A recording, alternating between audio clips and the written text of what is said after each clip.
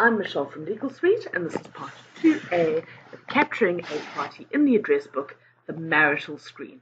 Now, I am using the same party that I used in part 1A, and this follows directly on from that webinar. Right, so there is my Samantha Jones, and I am simply going to click on the Edit button to open up the entry, and there you can see the information that we captured last time. Right, so onto the marital tab, and this is where we set forth our marital status, mostly for use in conveyancing. Now you will note that our default is unmarried, and all marital details are grayed out because they're obviously not relevant to an unmarried person.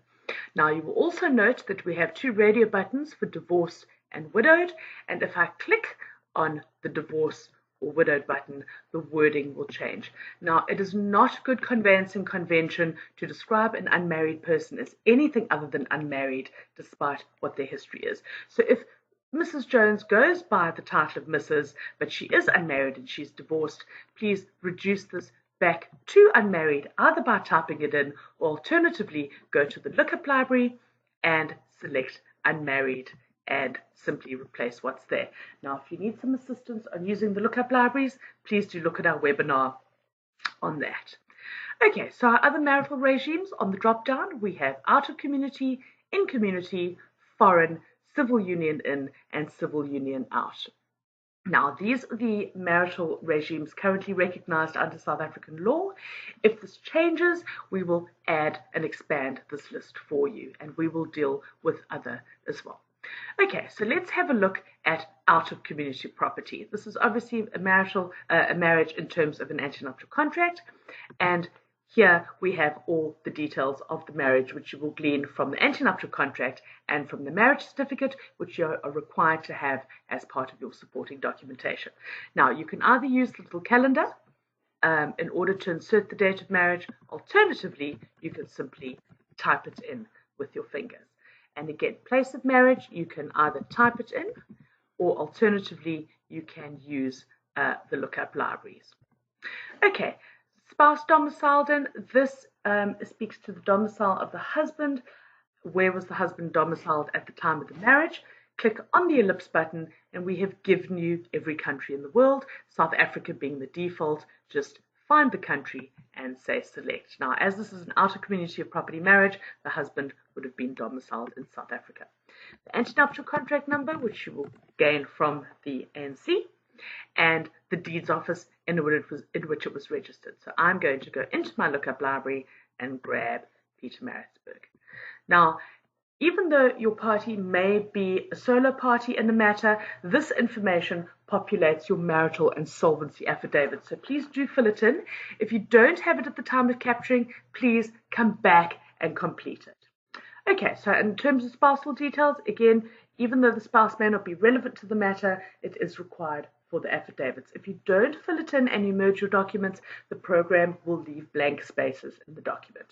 So let's pop in the husband's details. Jones, we tab off of it, and let's pop in his first names. Okay, as I tab off of it, it will pop the initials in, and let's insert his date of birth. Okay, and again, as I tab off of the ID number, it will space the ID number beautifully and insert the date of birth. Now, this little button here, create a party, this is in the event that you have two spouses married out of community of property who are both party to the matter.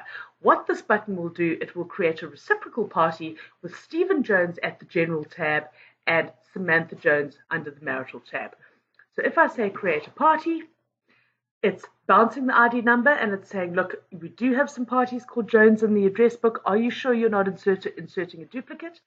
We say ignore, and a little contact details screen will pop up so we can pop in the individual details of the spouse. So let's pop in his cell number and let's give him an email address as well. Okay. And as soon as I click on OK, the program is going to say Stephen Jones has now been added to the address book. Say OK, and it will allow us to carry on. Right, let's have a quick look at our other marital regimes. In community of property, as soon as I select that, obviously the antenuptial contract field and the deeds office field will become blank, but and the wording married in community of property to each other will change from married out of community of property. This information has remained simply because I'm swapping my marital regimes in the same entry. Okay, our other marital regimes, foreign. This is in the event of a foreign marriage. So if the husband was resident outside of the Republic of South Africa, for example, Mrs. Jones met and married a German gentleman, you would have to say which country governs the marriage. Where was the husband domiciled? So there's Germany over there. And in this instance, you would use the assisted by spouse if this party is a seller. So if somebody married according to the laws of a foreign country is acquiring property, they do not need spousal assistance, but if they are disposing of a property under their marital regime of foreign marriage, you must insert the tick at assisted by spouse. And what this will do is when your documents are merged, it will include the spouse in the duly assisted capacity. Okay. Right, so on to our next marital regime. That would be a civil union in community of property.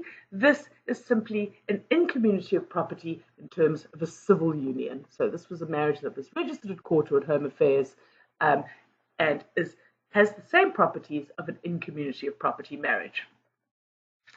A civil union out of community of property, exactly the same as a marriage out of community of property, again simply registered by a marriage officer or at the Department of Home Affairs.